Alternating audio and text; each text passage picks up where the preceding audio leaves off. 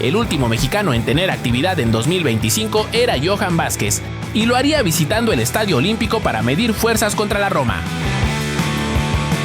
Era un partido emotivo por ser el regreso de Daniele De Rossi a la que fue su casa, pero ahora como el entrenador de un rival. Johan comenzó bien, protegiendo de forma inteligente un balón largo en la línea final. En cuanto tuvieron la oportunidad, los grifos buscaban conectar sus líneas, jugar de primera para desconfigurar a la defensa y encontrar grietas en su planteamiento. Esta fase ofensiva no sería muy extensa y los romanos volvían a la carga, pero se encontraban con un aparato defensivo con mucho oficio, que parecía haber estudiado los movimientos de sus rivales con atención, escalonando de manera correcta por los costados.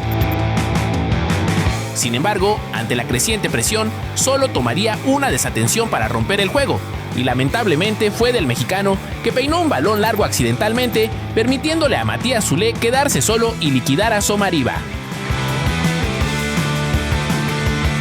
Con la moral baja y entre rebotes desafortunados dentro del área, llegaba el segundo batacazo por parte de Koné. No llegábamos al minuto 20 y cualquier plan que imaginaba el equipo quedaba obsoleto.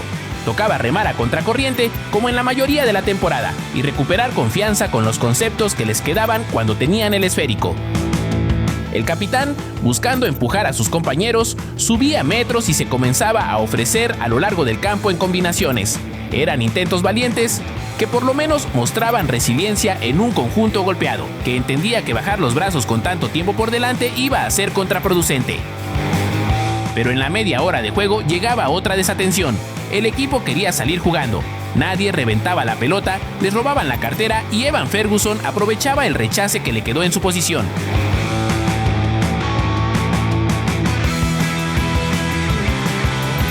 El partido prácticamente se había resuelto en la primera parte y la baja de tensión era notoria, pues si de por sí los visitantes tenían problemas para hilar pases en el terreno de juego, tras haber recibido 3 goles, se encontraban con la presión agresiva de una loba que sin piedad buscaría llenarles la canasta.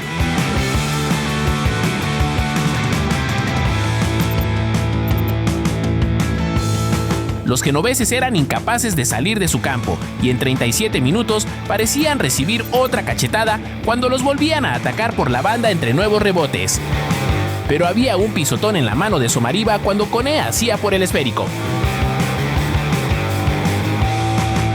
Los visitantes tenían que agarrarse de una pequeña luz de esperanza, de algo que les diera una razón para salir al terreno de juego en el segundo lapso, y parecían encontrarla tras una recuperación y disparo de Vitinha en un momento de relajación de la Roma. Este era el momento del partido que esperaba el visitante, y Johan volvía a aparecer metros más adelante, poniendo el ejemplo a sus compañeros para apretar la salida y dejar un mejor sabor de boca antes de regresar a los vestidores. Luego de que derribaran a Vázquez con un empujón por la espalda dentro del área, llegaba la segunda parte. Al Genoa no le quedaba más que mostrar arrebato en un escenario tan gris y por lo menos en los primeros minutos pusieron un balón al área que pasó apenas desviado. Un intento que nacía más desde la urgencia que desde la claridad, buscando provocar algún error o rebote que les devolviera vida al partido. Pero la realidad los aplastaba en cuanto se ponían serios los romanos en el terreno de juego. Se cerraban los espacios arriba y la salida se complicaba incluso con pelotazos, pues la presión se activaba de inmediato y cada recepción de espaldas era acompañada por 2 o 3 camisetas rivales. Volvían los errores, el pánico escénico en la zona baja que habían estado cazando los locales durante todo el partido, con controles defectuosos, pases forzados y decisiones precipitadas que alimentaban la sensación de fragilidad, haciendo que cada intento de progresión se sintiera como una apuesta de alto riesgo más que como una secuencia trabajada. La defensa resolvía las jugadas que generaba la Roma como podía, y si bien no fueron apabullados, los errores del inicio los habían condicionado desde temprano. En zona de ataque, Johan se animaba a agarrar sabroso un rechace en el área, pero su tijera no tuvo nada de espectacular. Los grifos estaban mostrando espíritu combativo, ganas de mostrar sus condiciones aunque ya era demasiado tarde, y es que fueron capaces de ponerle cerrojo a su portería, consiguiendo pasar más tiempo en territorio enemigo, entre tumbos abriéndose camino a un descuento que seguían buscando a pesar de las adversidades. Era una realidad que la relajación de su rival les abrió muchos espacios, mismos que tampoco iban a poder aprovechar por el buen trabajo de la saga. Era un tira y afloja para los genoveses, que encontraron el descuento después de tanto luchar por el mismo a través de un rebote que desorientó al guardameta.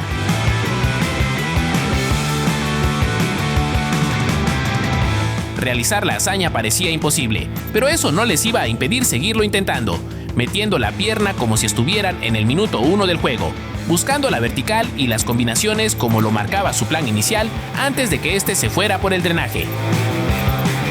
La actitud fue la correcta, pero la realidad es que el segundo lapso fue un trámite para la Loba.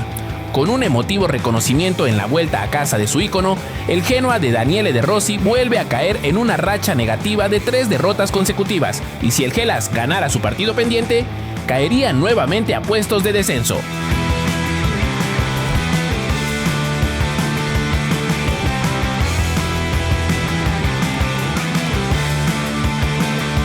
Tan pronto se abrió el mercado de transferencias, Julián Araujo, que fue prácticamente borrado del Bournemouth en esta temporada, fue prestado al Celtic de Escocia en busca de minutos. El calendario era caprichoso y recién desempacado en Glasgow, aparecía en el banquillo de suplentes en uno de los derbis más importantes de esta parte del mundo, The Old Firm. Arrancaba el encuentro y de inmediato The Boys se hicieron sentir con su localía, con arrebatos ofensivos que levantaban a la gente de sus asientos y comenzaban a exigir a Jack Butland. Con una gran jugada individual, Yang Hyun-jun se clavaba como cuchillo dentro del área y fusilaba al guardameta con un violento disparo al ángulo superior. Respondían los Rangers y tenía que aparecer Kasper Schmeichel para achicar y quitarle la ocasión al delantero. El balón quedaba coqueteando con la línea de gol tras la atajada del portero y las emociones no cesaban en el Celtic Park. Los celtas dominaban en cuanto a posesión y ocasiones, pero se encontraron con un gigante en la portería, que indirectamente le dio vida a los Gers, que pisaron fuerte en cuanto se reanudaba el juego, empatando el partido cuando Yusef Chermiti aparecía para cerrar la pinza en boca de gol. Una vez más, Jack Butland mantenía a flote al conjunto visitante con un par de atajadas importantísimas, con las que también crecía la frustración en los aficionados presentes en el estadio. No encontraban la manera de batir al guardameta y cuando menos se lo esperaban, se escapaba Chermiti en una descolgada. Le regalaban toda la pista para conducir y darle la vuelta al juego. Crecían los murmullos en las gradas para un equipo que fue mucho mejor que su rival, pero que no tuvo la puntería ni la fortuna para capitalizarlo. Julián realizaba su debut en este contexto y su primer toque de balón fue conservador. Todo se torcía en la salida del equipo. Los Rangers recuperaban y con puro espíritu daban el tercer batacazo a un Celtic que se doblegaba ante la efectividad implacable de los Rangers. Aparecía Julián por primera vez en contexto ofensivo, filtrando un pase para la diagonal de su delantero. Pero la realidad es que había desesperanza en el inmueble. La gente comenzaba a abandonar a su equipo con 15 minutos restantes, en vista de la caída anímica que se volvía latente en cada metro del terreno de juego. El mexicano, pegado a la banda, repetía la fórmula y esta vez servía un gran balón para Engels, cuyo buscapiernas se quedaba en poder del guardameta. Reaparecían los Teddy Bears con la intención de hurgar en la herida, pero Julián estaba atento, basculaba y cortaba la línea de pase. Con cada minuto que pasaba sin indicios de una mejoría se vaciaba la tribuna, pero esta situación iba más allá del resultado y tenía que ver con una baja de juego considerable en este curso respecto a años anteriores, además de que habían perdido la cima de la tabla a manos del Hearts. Los Boys circulaban el balón de un lado a otro hasta que Julián se animaba a desbordar con un autopase, llegando forzado a línea final y negociando un tiro de esquina. Los Rangers tenían una responsabilidad histórica por cerrar el juego y sacar este resultado de la casa de su odiado rival, aguantar lo más que podían atrás mientras su portero se consagraba como la figura del encuentro. Mientras tanto, los locales veían cómo el tiempo se les escurría de las manos, mientras buscaban que se les apareciera una grieta que poder explotar. Fue en el cierre del juego que las murallas que habían puesto los Gers comenzaban a tambalearse gracias a la misma insistencia. Julián ponía un centro al corazón del área al que sus compañeros no pudieron rematar con comodidad. aparecían los centros desesperados, pero los múltiples intentos no encontraron un killer en el área.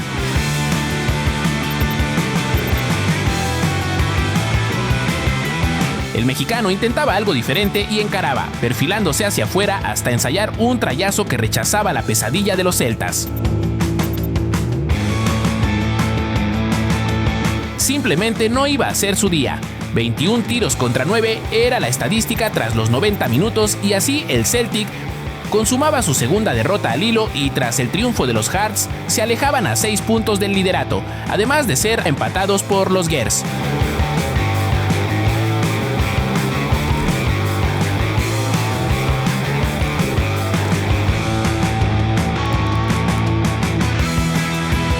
El primer día de 2026 nos recibía con juego de Premier League y el Fulham visitaba el Selhurst Park del Crystal Palace. Desde el inicio, el partido parecía ser una calca del enfrentamiento entre ambos equipos de hace algunas semanas, con el Palace priorizando el juego defensivo antes de avanzar.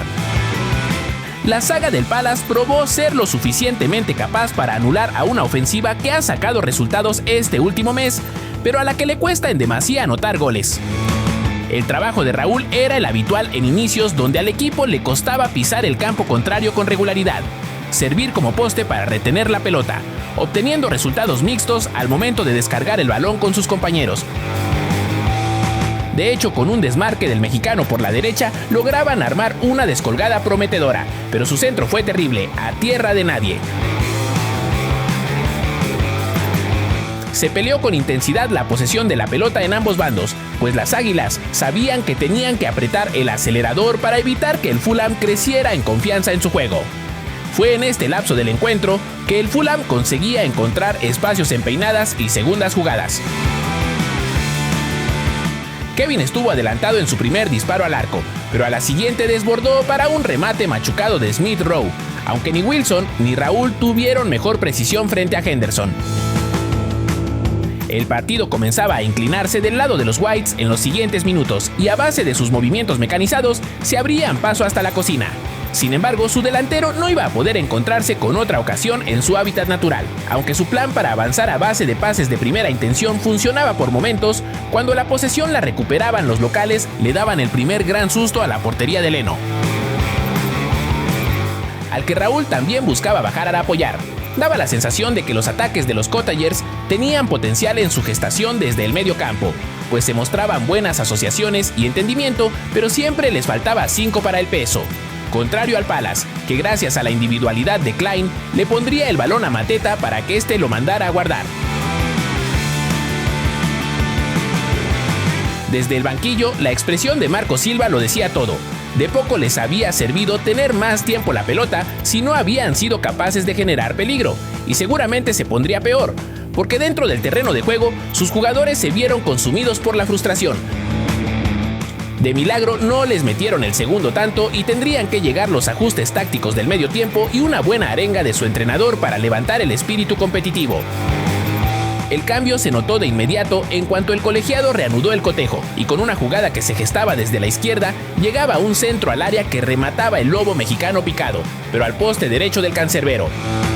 Parecía que este inicio marcaría el camino a los Cottagers, pero tras otro centro al área para su delantero, las marcas se endurecieron y las conexiones en el campo para el Fulham se volvieron a averiar. El Palace fue paciente, alargando el juego hasta que le dieron otro buen susto a la portería que defendía Leno.